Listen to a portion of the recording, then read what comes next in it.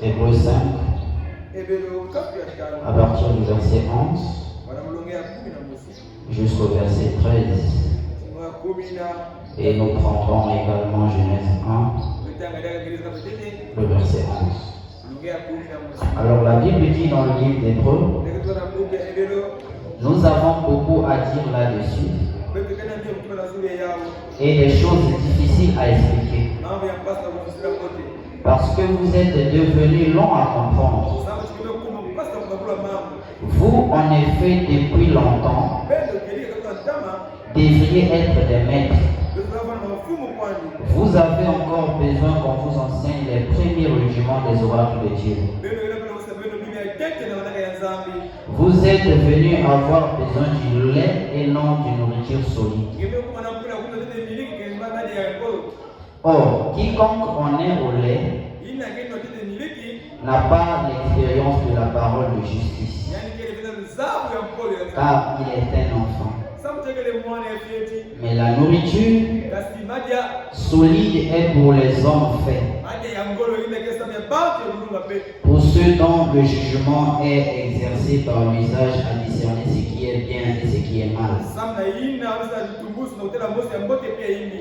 Je vais prendre Genèse 1, verset 11. Il est dit, puis Dieu dit que la terre produise de la verdure, de l'herbe portant de la sémence, des arbres fruitiers donnant du fruit selon leurs espèces, et ayant en eux leur sémence. Sur la terre, et cela fut ainsi. La terre produit de la verdure, de l'herbe portant de la sémence, selon son espèce, et des arbres donnant du fruit, et ayant en eux leur sémence selon leur espèce. Dieu vit que cela était bon. Que le Seigneur ajoute la bénédiction à la lecture de sa parole. Je vous prie respectueusement de vous asseoir. Et ce matin, je vous salue tous dans le nom précieux de notre Seigneur et Sauveur Jésus-Christ. Que Dieu vous bénisse richement. Que Dieu vous comble. Qu'il vous remplisse abondamment. Est-ce que nous pouvons donner une offrande d'acclamation à notre Dieu? C'est un signe pour nous que notre Dieu est merveilleux, que notre Dieu est fidèle, et ce Dieu nous aime tant, parce qu'il nous a encore fait la grâce de se retrouver ce matin dans sa maison. Alors qu'il y en a d'autres qui sont en train de pleurer, il y en a d'autres qui sont en train de passer des moments difficiles, mais tant bien que ça, Dieu a bien voulu que ce matin nous puissions se retrouver dans sa maison. Et nous sommes reconnaissants à notre Dieu pour cela. Comme je l'ai dit dans la prière tantôt, et nous venons dans la maison de l'Éternel en attendant à ce que Dieu puisse nous parler. Parce que la Bible dit que le jugement commence dans la maison de l'Éternel. Donc, c'est ici que le jugement commence. Donc, nous devons aussi être francs avec vous, vous donner ce qui est nécessaire afin de pouvoir vous faire face à ce jugement. Nous étions ici depuis le jeudi pour ceux qui étaient là. Je vous avais dit que nous avons commencé un enseignement sur un sujet que j'avais intitulé la maturité en Christ. Et dans cet enseignement sur la maturité en Christ, on avait abordé un point essentiel ce jour-là, le jeudi, où j'avais dit que c'était une façon de mettre la plateforme et qui nous permettra de pouvoir poser ce qui va se suivre davantage. Nous avons passé du temps dans les choses moins importantes. L'Église passe assez de temps dans les choses moins importantes, alors que nous sommes en train de vivre les temps cruciaux de l'Évangile et même dans l'humanité tout entière. Parce qu'aujourd'hui, en voyant ce qui se passe dans le monde entier, s'il y a un temps que le croyant devait être vigilant, s'il y a un temps que le croyant ne devait pas être ça et là, c'est bien maintenant. Parce que toutes les promesses que le prophète nous a données et toutes les prophéties que le prophète avait prophétisées, nous sommes en train de voir la succession des accomplissements. Ce qui revient à dire qu'il n'y a plus assez de temps, mais il revient à chacun de nous de prendre une position et de faire l'introspection et voir s'il est en ordre avec Dieu, s'il est en train de progresser avec Dieu, s'il est en train d'avancer avec Dieu. C'est en cela que nous serons conséquents dans ce que nous sommes en train de faire. Et parce que la parole que nous avons, cette parole elle est puissante. Cette parole a la solution. Mais pourquoi cette parole n'agit pas? C'est simplement parce que nous l'avons rendu impuissant par notre manière de faire. Et notre approche vis-à-vis de cette parole n'est pas assez bonne. Voilà pourquoi nous n'obtiendrons jamais des résultats qui soient favorables à nos attentes.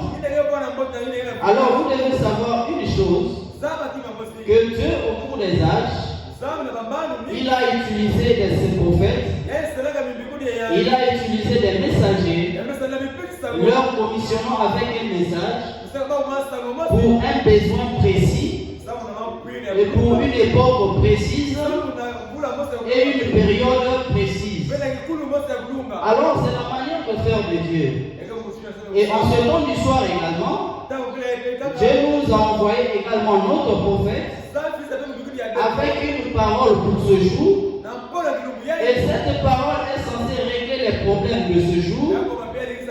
Et Dieu n'a pas seulement envoyé le prophète, mais Dieu a accompagné le prophète avec les Éphésiens 4.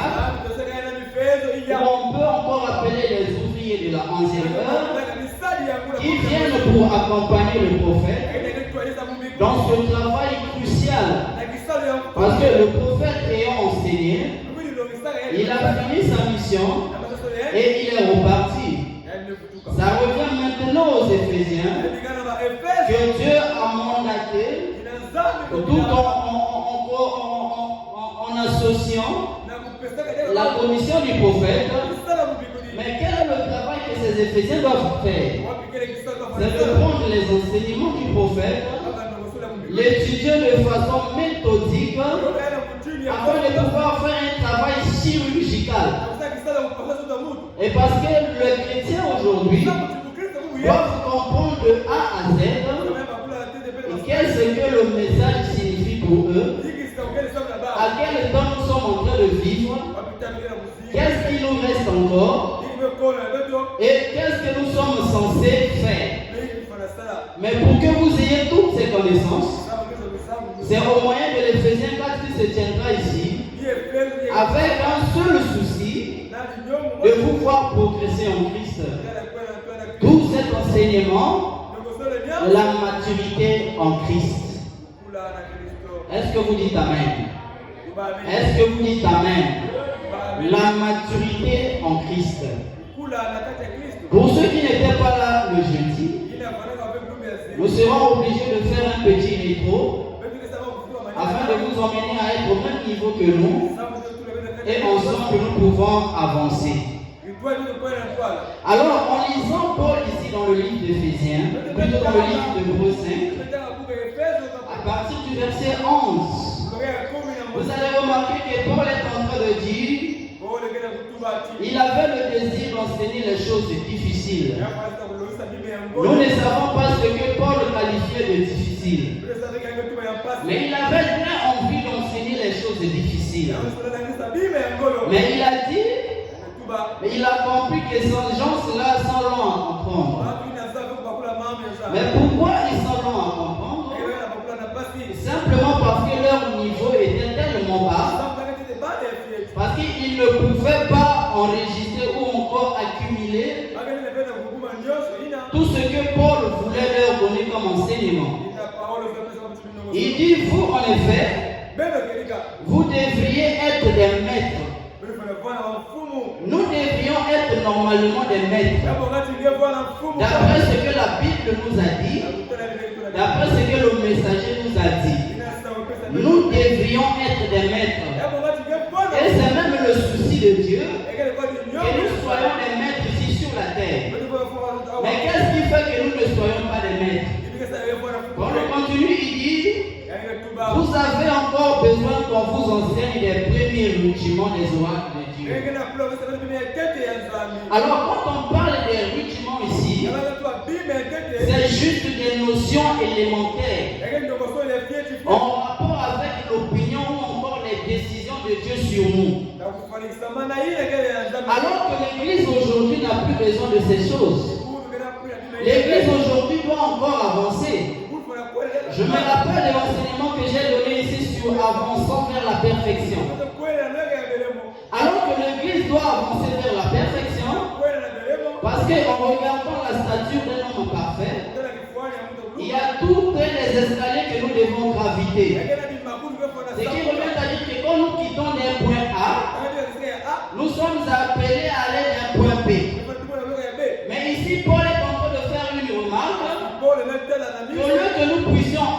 avancé, l'Église a encore besoin de rudiments, des notions élémentaires. Tu dois laisser l'impudicité, tu dois laisser le péché, tu dois arrêter de voler, tu ne dois pas forniquer. Et il faut être né de nouveau. Tu dois recevoir Jésus-Christ. D'après Paul, ce sont des notions élémentaires que l'Église n'a plus besoin d'entendre maintenant. Dans un certain temps, c'était des bons enseignements. Dans une époque donnée, c'était des enseignements qui devaient être donnés. Mais il arrive à un temps de l'Église que vous avez besoin d'entendre des choses plus difficiles. Je ne sais pas ce que Paul qualifie de difficile. Peut-être qu'il y aura d'autres enseignements ici. Pour une personne que cela peut sembler être difficile. Donc je dirais peut-être que c'est ça que Paul appelle difficile. Parce que d'après Paul, le prophète dit quand il enseignait ces choses, les Éphésiens c'était pas des athées. Plutôt les Hébreux c'était pas des incroyants. Mais les Hébreux c'était déjà des croyants.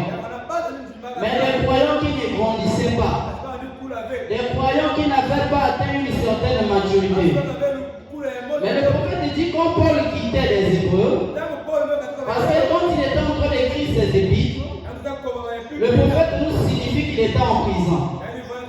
Voilà pourquoi il était en train d'écrire ses épîtres. Mais le prophète dit quand ce dernier partait chez les Romains, ou encore quand il écrivait les épîtres aux Éphésiens, le prophète dit qu'il prenait les Éphésiens comme étant des hommes déjà matures. Les Romains comme étant des hommes matures. Voilà pourquoi il n'avait pas du mal à les enseigner en ce rapport avec la prédestination. Et parce que le docteur Nicodème, on est arrivé aussi à ce même problème quand il s'est retrouvé devant Jésus. Nicodème étant hébreu chef de la loi, mais n'avait pas une certaine maturité spirituelle. D'où quand Jésus lui parle de la nouvelle naissance, pour entrer dans le royaume, il n'arrivait pas à comprendre. Mais pour Jésus, c'était des rudiments élémentaires. Que tu dois naître de nouveau si tu veux un jour rentrer dans le royaume. Mais nous voilà un docteur de la loi. Aujourd'hui, ce docteur de la loi est représenté comme un prédicateur. Un prédicateur qui enseigne les gens, mais ne connaissent pas la nouvelle naissance. Il a du mal à comprendre la nouvelle naissance. Alors Jésus a compris qu'il avait en face de lui un amateur. Il avait en face de lui quelqu'un qui était immature. À tel point il a dit, mais si ces choses tu n'arrives pas à comprendre, avant de plus forte raison quand je te parlerai des choses célestes. Parce que là nous sommes encore sur la terre, tu n'arrives pas à comprendre. Mais dès que nous allons décoller, est-ce que tu vas comprendre? Voilà pourquoi Jésus ici est en train d'appeler Nicodème à grandir. Parce que aussi longtemps que vous resterez des petits enfants, Paul dit ici, ça sera difficile quand vous donne des choses difficiles. Mais pourtant vous avez besoin d'entendre des choses difficiles. Vous ne resterez toujours pas des enfants. L'église ne va pas toujours rester au même niveau, mais l'église doit pourtant avancer. Mais comment l'église doit avancer? Mais tout en vous mettant à jour de ce qui est en train d'être fait et de ce que le prophète nous a dit. Qui peut dire amen à cela? Est-ce que vous dites amen? Alors, là nous avons la différence entre un homme religieux et un homme qui est spirituel. Je vous ai dit le jeudi ici qu'un homme religieux est de loin être un homme spirituel. Mais nous sommes dans la religion. La religion est constituée des rites. La religion est constituée des critères.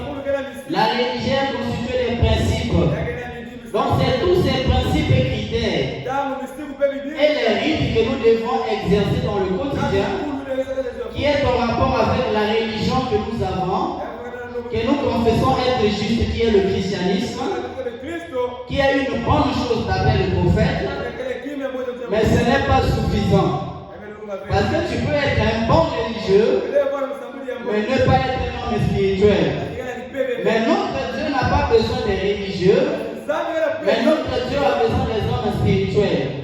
Parce qu'il aura besoin des hommes spirituels pour leur montrer la volonté parfaite de Dieu, pour leur montrer des choses éternelles, des choses célestes. La révélation, pour en avoir, pour la comprendre, il te faut être spirituel. Voilà pourquoi le prophète dit être religieux, c'est une bonne chose. Parce que la spiritualité va de pair avec la religion. Mais vous ne devez pas vous arrêter à être des hommes religieux, des femmes religieuses, mais vous devez être des femmes et des hommes spirituels.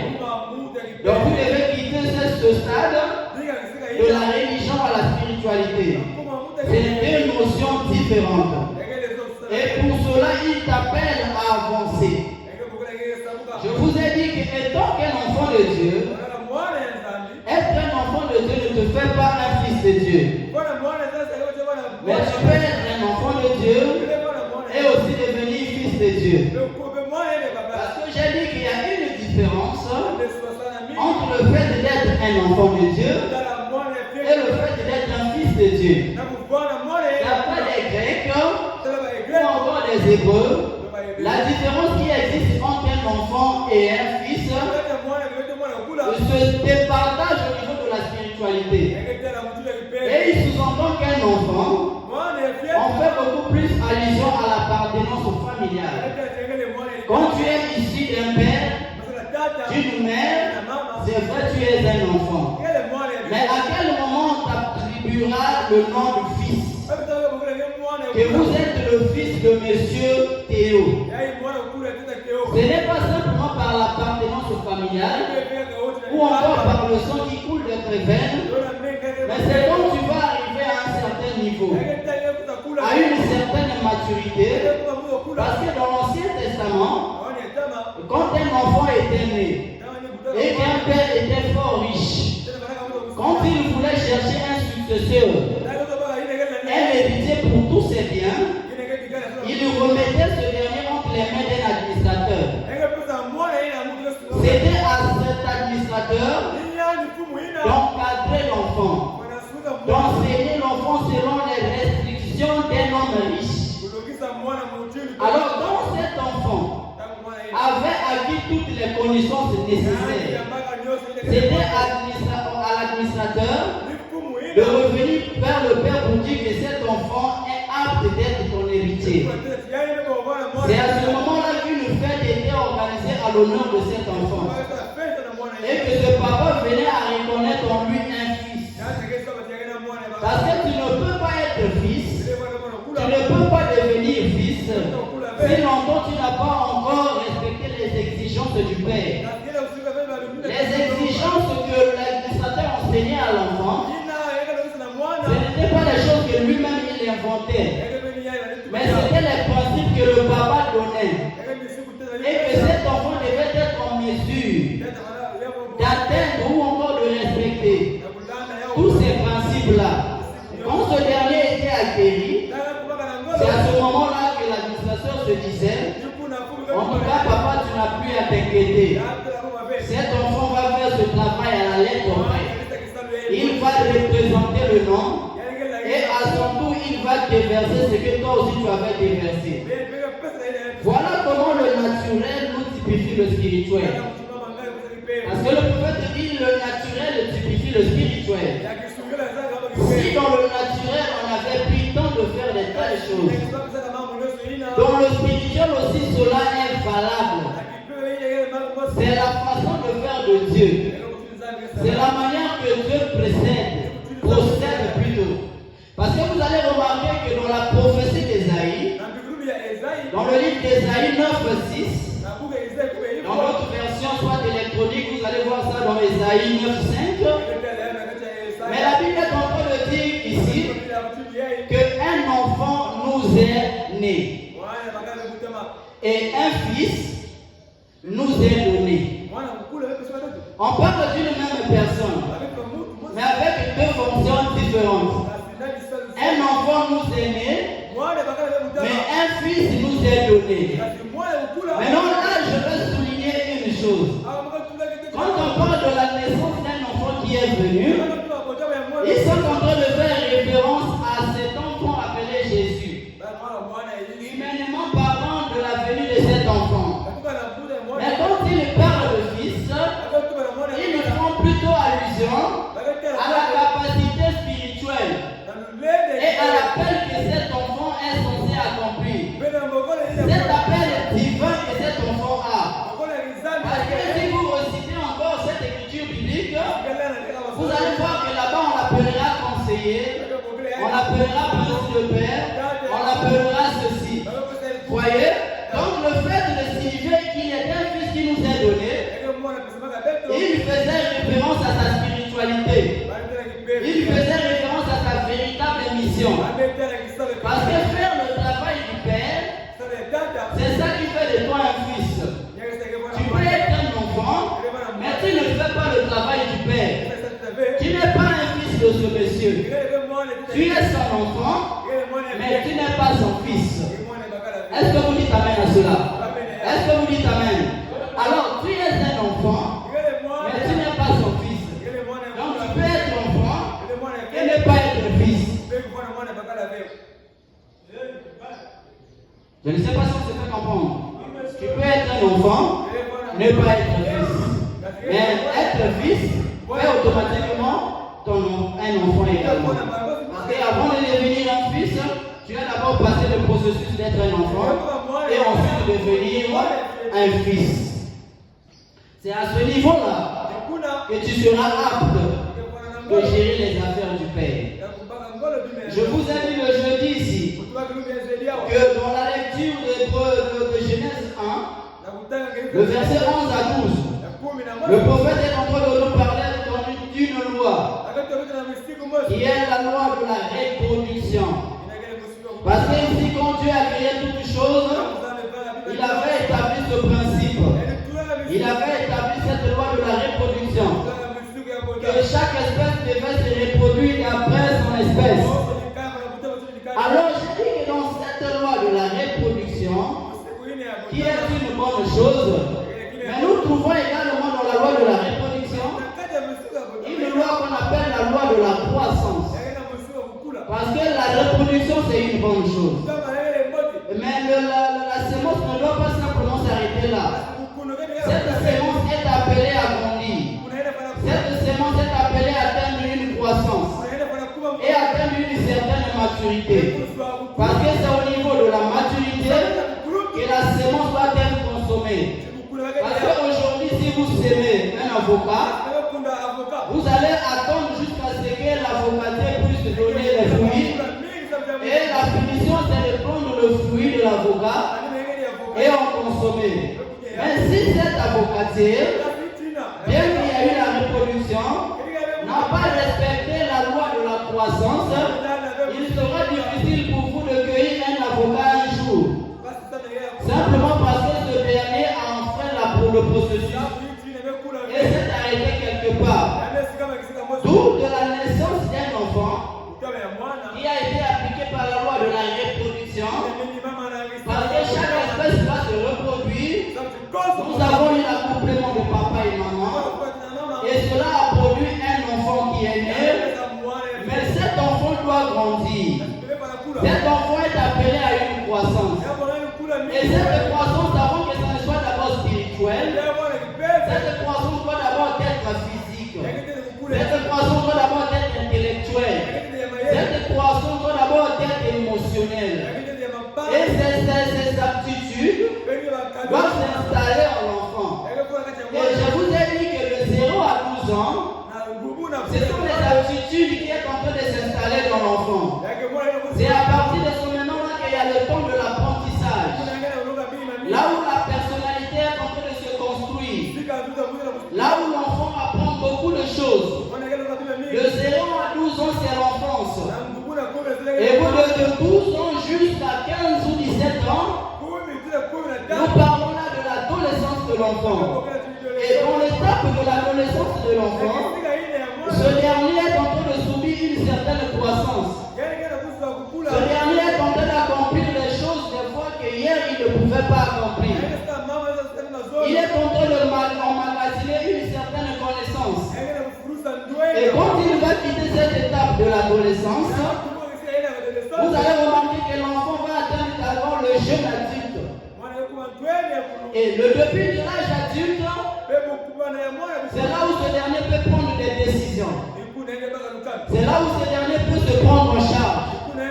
Mais il n'est pas encore suffisamment adulte. Mais il a déjà une jeune adulte. Il peut prendre des responsabilités. Mais c'est quand il deviendra un adulte majeur, c'est là où on peut dire que l'individu a atteint la maturité. Et cette maturité n'est pas seulement physique, mais cette maturité est aussi émotionnelle. Cette maturité est aussi intellectuelle. Et cette maturité, des fois même dans le domaine professionnel, et cette maturité-là s'applique. Maintenant, quand nous venons dans le domaine spirituel, vous êtes né de nouveau, c'est une bonne chose.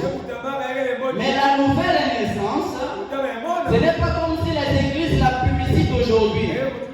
La nouvelle naissance n'est pas un haut niveau spirituel. C'est pas comme si on est en train de souligner que la nouvelle naissance c'est un degré spirituel très élevé. Comment on appelle ça? La nouvelle naissance, c'est un niveau spirituel très bas. C'est là que les choses commencent. Parce qu'avant que tu puisses grandir, il faut d'abord que tu sois né. Avant que l'enfant ne grandisse, il faut d'abord qu'il ne soit né. Alors la croissance commence quand tu es né de nouveau. Voilà pourquoi aussi longtemps, mes frères, aussi longtemps que tu n'es pas né de nouveau, ça sera difficile pour toi de pouvoir avancer. Parce qu'il n'y a rien en toi qui te permet d'avancer. On sous-entend que tu es encore un fœtus dans le ventre. Ou encore tu n'es pas encore fœtus. Simplement tu es encore dans le règne de ton père. Voyez-vous mes frères, mais pour que tu puisses rentrer dans le processus de la croissance, afin que cette loi spirituelle, et qui est aussi une loi universelle, puisse s'appliquer dans ta vie, il faut d'abord que tu sois né. Parce que la croissance ne s'applique pas seulement chez les animaux, ce n'est pas seulement dans la vie botanique, mais c'est aussi dans la vie humaine. Voilà pourquoi, fils et filles de Dieu, assurez-vous d'abord de la nouvelle naissance.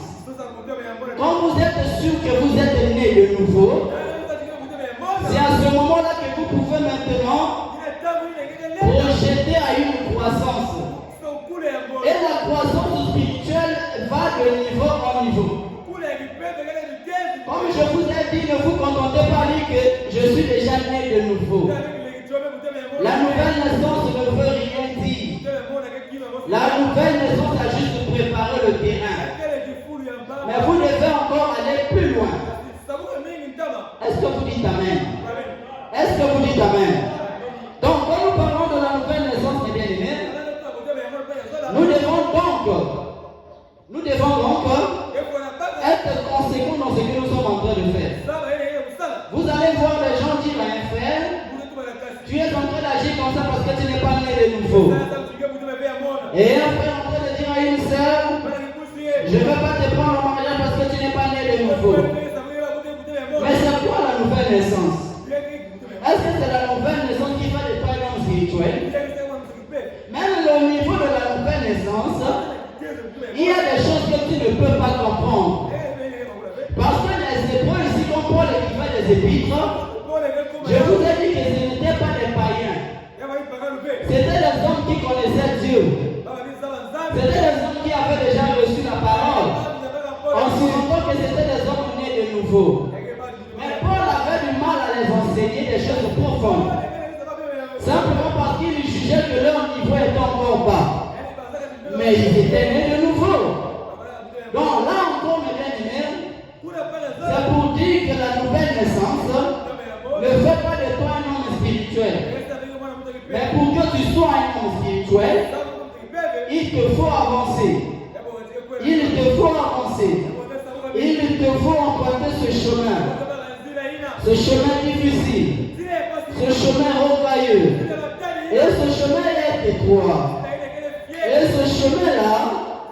ne peux l'emprunter avec une personne.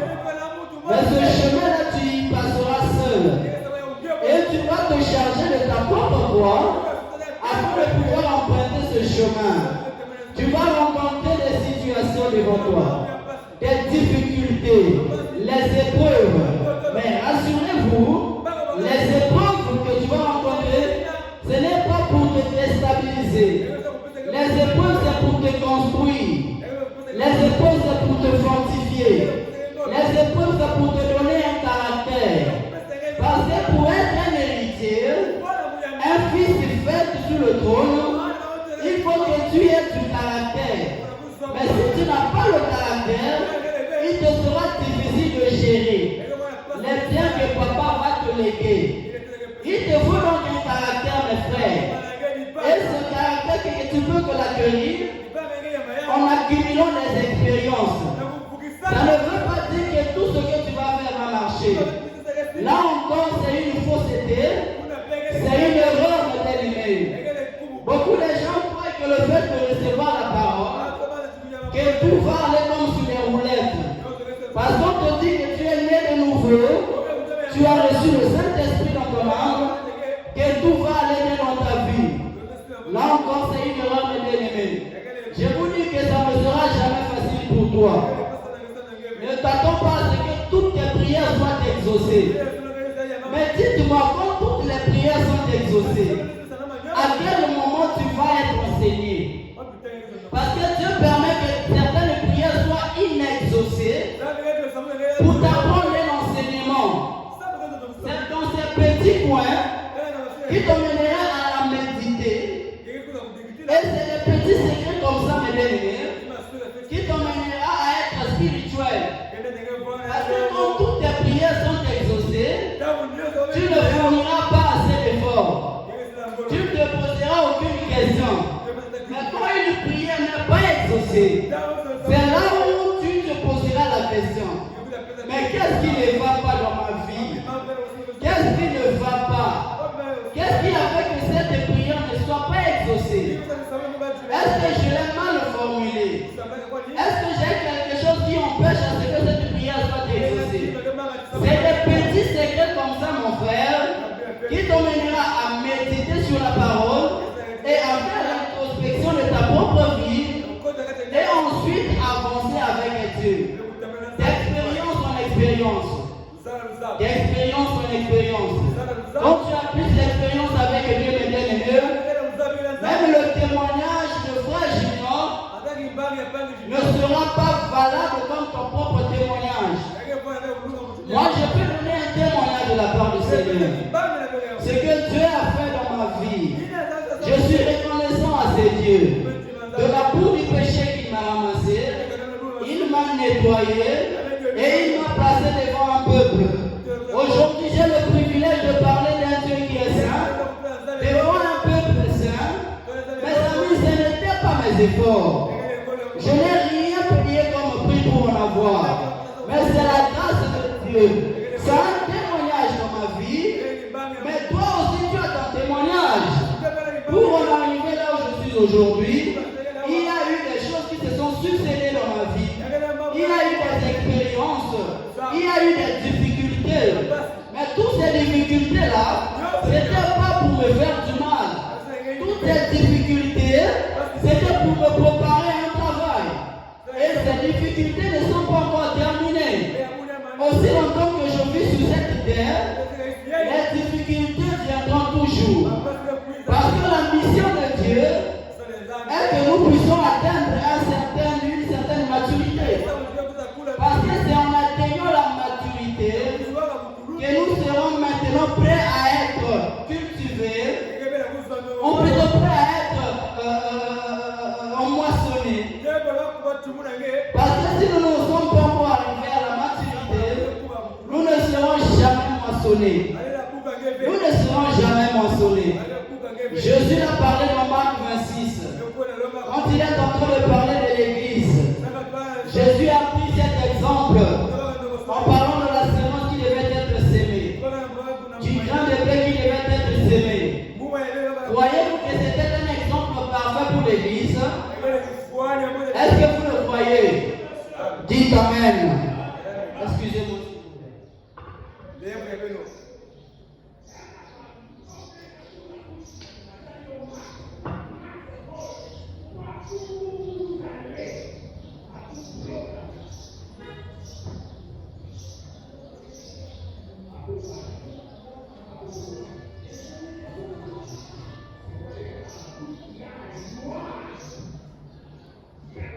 Que le Seigneur vous bénisse richement. J'ai entendu dire que vous croyez que ce que Jésus est en train de dire, prenons l'exemple du grain de blé. Il est en train de faire allusion à l'église. À l'église qui était appelée à atteindre la maturité. L'enlèvement dont nous sommes en train de parler. L'enlèvement dont nous nous jouissons quand on parle. Pensez-vous que l'enlèvement c'était pour tout le monde? L'enlèvement c'était pas pour tout le monde, mes bien-aimés. L'enlèvement c'est pour la sémence qui atteint la maturité. C'est quand tu atteins la maturité que le moissonneur viendra pour te moissonner et te mettre dans le grenier. Alors tout a commencé dans l'âge de l'église de Pergamum. Nous sommes dans les années dans l'an 300, entre l'an 300 et 600, dans l'âge de Pergamum, où l'église commençait à perdre sa vigueur, où l'église commençait à perdre sa crédibilité, où les gens de plus en plus entraient dans les dénominations, où les gens devenaient de plus en plus froids. C'est dans ce moment-là que le blé était semé. Cette période-là, c'était en train de pourrir sous la terre. Et après, nous verrons un Martin Luther, qui est aussi appelé réformateur. Parce que c'est Martin Luther qui est venu réformer les choses. Alors de Martin Luther viendra naître aussi d'autres organisations. Entre autres les luthériens. Et plein d'autres organisations qui viendront naître après Martin Luther. Mais toutes ces organisations qui sont nées après Martin Luther, là nous avons vu c'était maintenant l'arbre. Ou plutôt la tige qui est en train de pousser. Et de Martin Luther viendra Wesley. Un John Wesley. Parce que John Wesley, en son temps également, il a fait ce qui devait être fait. Il a dit ce qui devait être dit. Il a enseigné ce qui devait être enseigné. En ce temps-là, c'était des bonnes choses. En son temps-là, l'enseignement, là, c'était la nourriture convenable. Pour son temps, bien sûr. Mais là encore, ce n'était pas tout.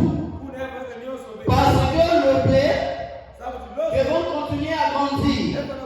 Et dans un esprit, ce n'était pas l'essentiel. Mais le John Wesley, il y en a aussi derrière lui quelques organisations. Nous avons les Adventistes. Les Adventistes du 7e jour. Et il y a aussi une liste qui est venue après John Wesley. Là encore, ce n'était pas toujours le bon moment. Là encore, la sémence n'a pas encore atteint la maturité. Mais c'était quand même l'épi. Et ensuite, il viendra la balle. Et de la balle va naître ce mouvement pentecôtiste.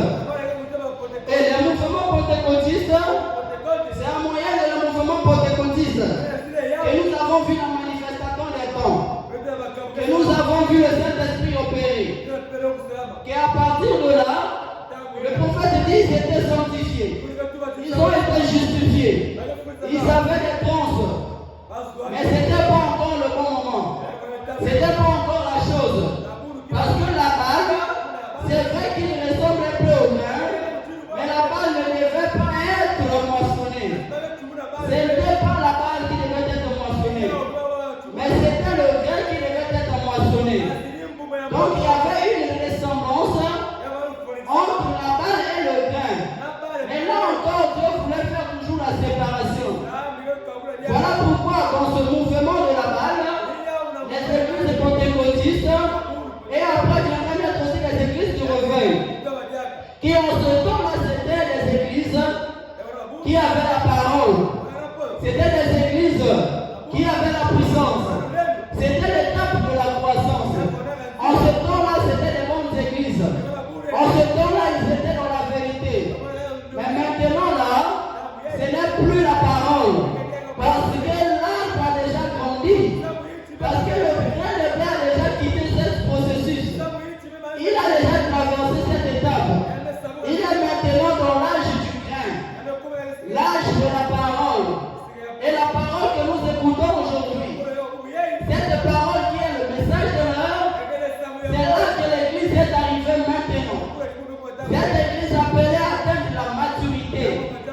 afin que cette église soit enlevée.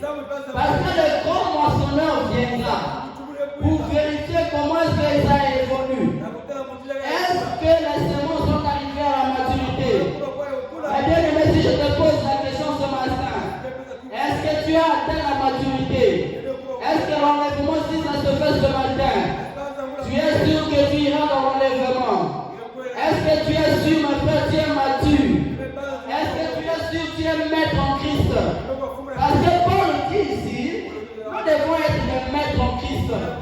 Et être maître en Christ fait de toi automatiquement l'héritier des biens du Père, afin que tu sois capable de manipuler les biens du Père, de comment gérer les affaires du Père.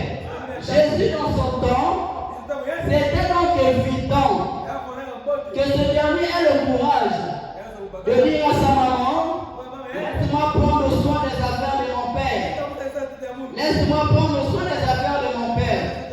Mais il y avait Jésus qui était encore un enfant, qui était dans l'incapacité de prendre soin des affaires du père. Jésus de 0 à 12 ans, nous avons vu un jeune homme, un jeune garçon qui était dans l'incapacité d'accomplir les choses qu'il a accomplies à l'âge de 30 ans. Il était un enfant de Dieu. Il était un enfant de Dieu, appelé à la promesse du salut. C'est lui qui devait délivrer le peuple d'Israël. C'est lui qui devait emmener l'expiation. C'est par lui que la vie éternelle devait être possible. C'est par lui que la résurrection après la mort devait être possible. Mais comme il était encore enfant, il ne pouvait pas faire grand-chose. Voilà pourquoi vous remarquerez que dans la Bible, on a parlé de Jésus à 12 ans. De 0 à 12 ans, on a parlé de Jésus. Et on reparlera de Jésus quand ce dernier a atteint l'âge de 30 ans. C'était à 30 ans que dans le Jourdain, qu'une voix s'est entendre. Quand ce dernier est en train d'être baptisé, que celui-ci est mon fils bien-aimé, en qui j'ai mis toute mon affection. Donc c'était maintenant là que le Père avait confirmé son fils. Il avait jugé bon que cet enfant pouvait maintenant aller sur le champ de bataille. Il était devenu un héritier fin, parce qu'il avait déjà passé la mort de la croissance et l'administrateur avait jugé que ce dernier était maintenant capable de pouvoir reproduire tous ses enseignements et accomplir la mission qu'il était venu faire. Alléluia! Amen! Voilà, c'est ça, mes bien-aimés. Le Père avait jugé bon, que l'enfant avait grandi, que maintenant, il peut entrer dans le travail. Ça a toujours été la manière de faire de Dieu. Dieu fait toujours des choses comme ça. Dieu ne peut pas utiliser un immature. Dieu ne peut pas utiliser un immature, je répète. À l'âge de 9 ans, Jean-Baptiste est allé dans le désert. Jean-Baptiste ressort du désert à l'âge de 30 ans. C'est à l'âge de 30 ans que Jean-Baptiste a commencé à prêcher. Dieu fait toujours des choses comme ça. À tout petit David, à l'âge de 8 ans, il était là-bas derrière les brebis de son père. Dans la forêt en train de perdre les brebis de son père. C'est à l'âge de 14 ans que ce dernier a été oint. Mais ce n'est pas à l'âge de 14 ans qu'il a succédé au trône. Ce n'était pas à l'âge de 14 ans. Mais qu'est-ce qu'il était en train de faire là-bas derrière les brebis? Qu'est-ce qu'il était en train de faire là-bas derrière le troupeau de son père? Il était en train d'accumuler les enseignements. Dieu était en train de le former. Dieu était en train de le dépouiller. Dieu voulait à ce que ce dernier atteigne une certaine maturité. Parce que quand David était en train de combattre avec le lion, quand ce dernier avait terrassé l'ours, il n'y avait personne qui l'avait vu. À tel point que quand il y avait cette circoncis qui était en train d'intimider le peuple d'Israël, nous avons vu un jeune homme de 14 ans.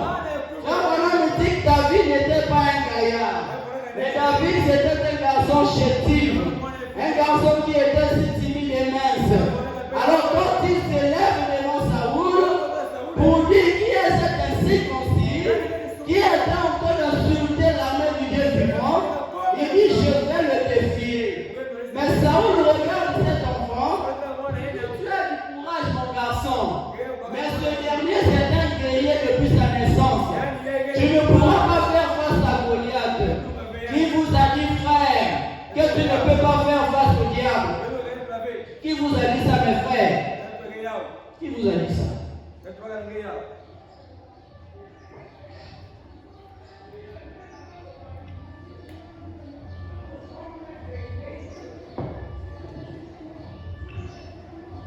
Qui vous a dit que vous ne pouvez pas faire face au diable?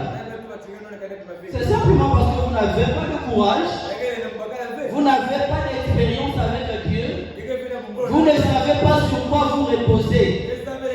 Mais David, ce n'était pas simplement le courage qu'il animait. David, c'était là la preuve des expériences qu'il avait déjà reçues. Parce que combattre avec l'ours, combattre avec le lion et tuer ces derniers, c'était pas facile. À tel point qu'il n'avait pas du mal.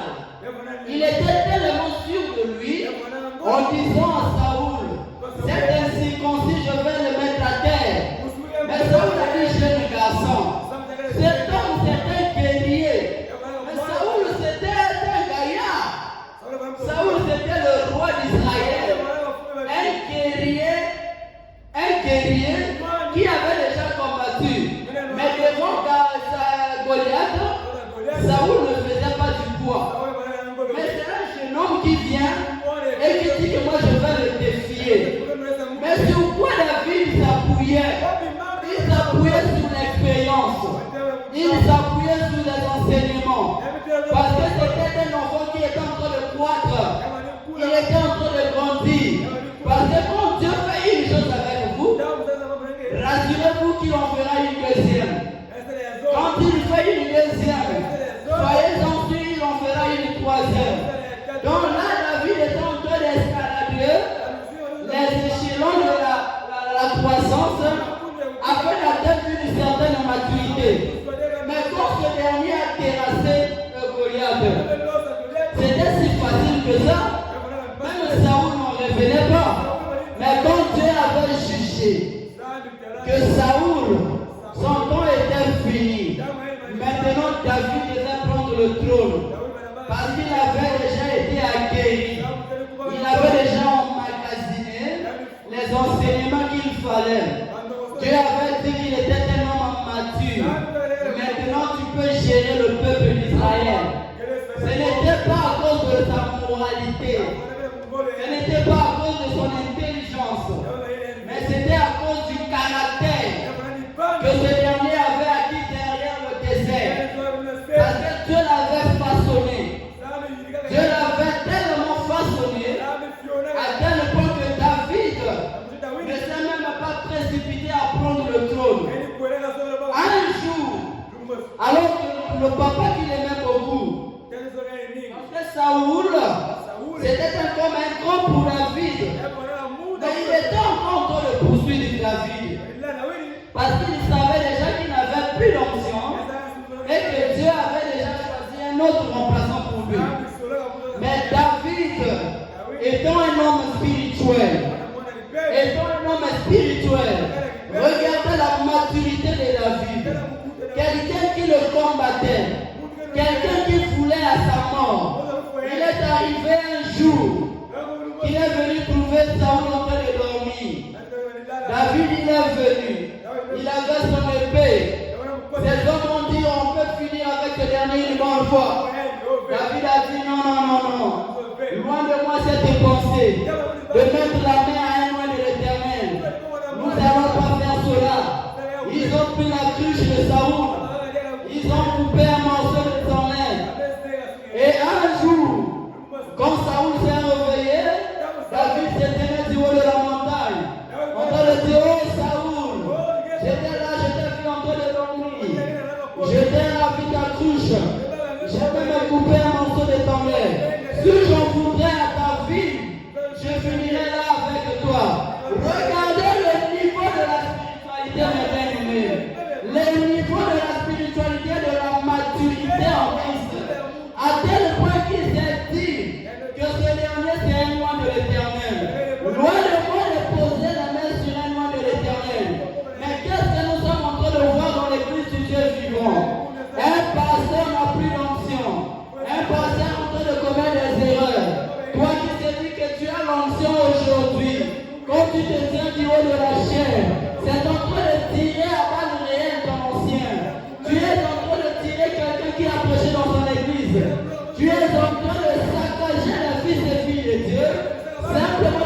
te dis que tu as l'onction.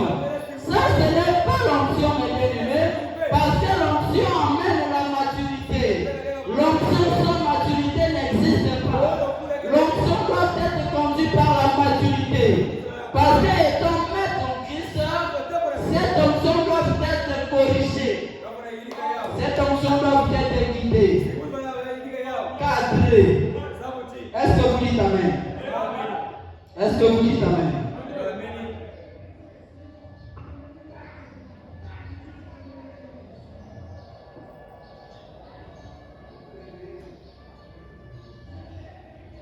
Dans la progression spirituelle, bien-aimé,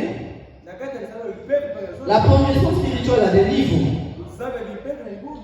Vous allez prendre avec moi dans vos livres, dans le livre de 1 Corinthiens, chapitre 13, verset 12.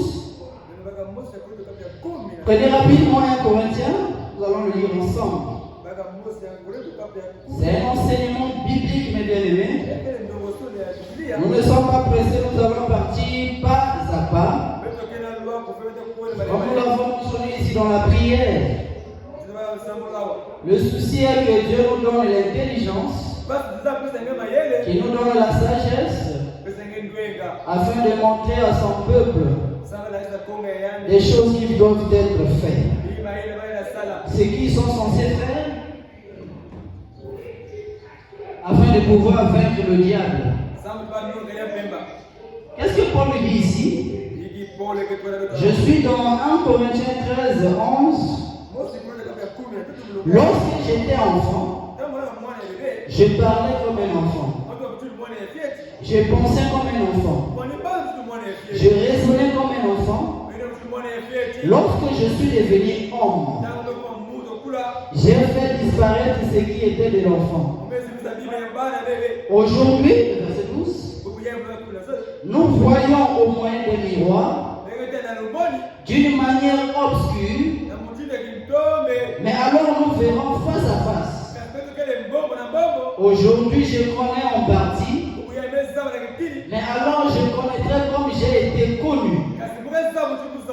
Ici, dans ce serment, plutôt dans cette citation biblique,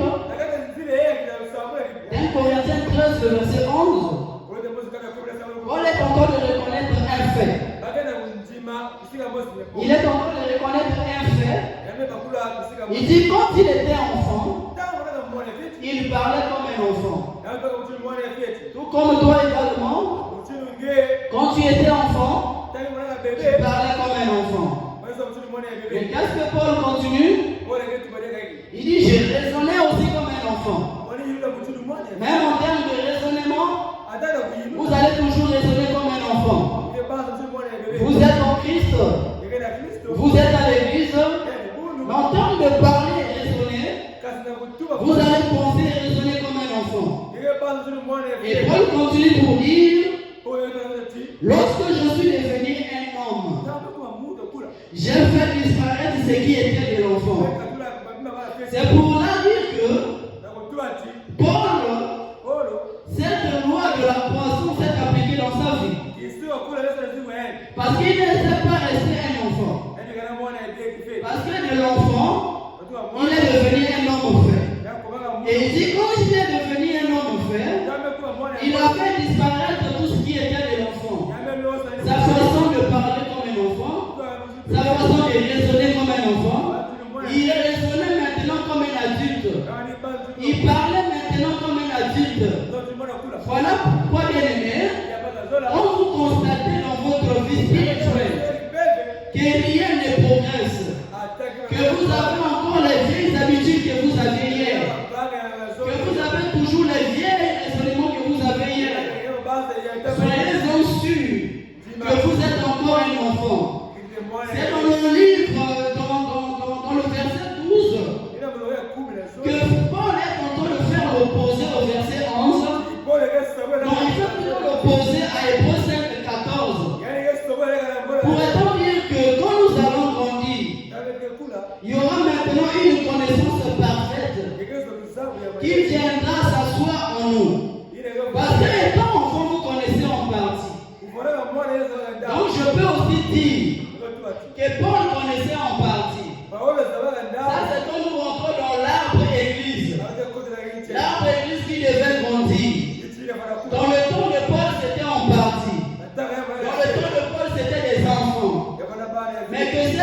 l'église a grandi, que sa terre d'église a pris la maturité, aujourd'hui ils ne doivent plus parler comme les gens du temps de Paul.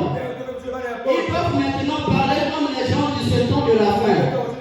Des hommes faits, des hommes qui doivent raisonner avec tout ce qui est la parole maintenant pour ce jour. Pas un raisonnement à vous emmener à être incrédule, mais un raisonnement adapté à la parole. Parce que aussi longtemps que vous n'y arriverez pas bien, la parole va toujours vous échapper. Parce que je vous ai dit ici qu'au niveau de la nouvelle naissance, il y a des choses que vous ne pouvez jamais emmagasiner. Il y a des choses que Dieu ne pourra jamais vous montrer. Il y a des choses que même vous, dans votre foi, vous ne pourrez jamais accepter, simplement parce que votre niveau est très bas. Votre niveau spirituel ne vous le permet pas de pouvoir accepter un certain niveau de révélation. Et c'est le même problème que Paul avait rencontré. Quand il avait du mal à enseigner la prédestination aux Hébreux. Mais il les donnait aux Romains et aux Hébreux. Mais pour que nous devons atteindre une certaine maturité, ou pour que nous puissions grandir, qu'est-ce qui doit être fait? Nous devons respecter la loi de la croissance. La loi de la croissance qui commence à lier la nôtre. Afin de pouvoir mettre notre vie en marche avec Dieu. Je vous ai dit le jeudi ici, cette spiritualité vient par les expériences, la répétition des habitudes, les habitudes qui sont spirituelles, faire des choses spirituelles. Après étant spirituel, vous n'êtes pas conduit d'après la chair, mais vous êtes conduit d'après l'esprit. Parce que les œuvres de l'esprit diffèrent aux œuvres de la chair. Un homme qui est charnel est souvent appelé aux choses charnelles. Il est peu spirituel, il est peu immature, c'est encore un enfant en Christ. Mais la Bible nous appelle à la maturité. Nous devons être des hommes matures, des femmes matures, afin que nous soyons des maîtres dans le royaume. Parce que la Bible, toutes les promesses sont pour nous. Nous sommes les héritiers de ces promesses. Et pour que nous puissions mettre à l'œuvre ces promesses, et que nous voyons ces promesses accomplies dans nos vies, Dieu attend que nous puissions augmenter notre niveau spirituel. Cela va aussi pour votre bien, frère. Parce que nous sommes ici pour le ciel. Nous ne sommes pas ici pour les biens de ce monde. Nous ne sommes pas ici pour la moralité. Nous ne sommes pas ici pour vous éduquer les éthiques morales. Nous sommes ici pour le ciel, mes bien-aimés. Parce qu'un de ces jours, nous quitterons cette terre. Nous quitterons cette terre. Nous sommes appelés à partir. Nous ne devons pas se familiariser avec cette terre. Mais nous devons faire des choses qui nous emmènent de plus en plus près de Dieu.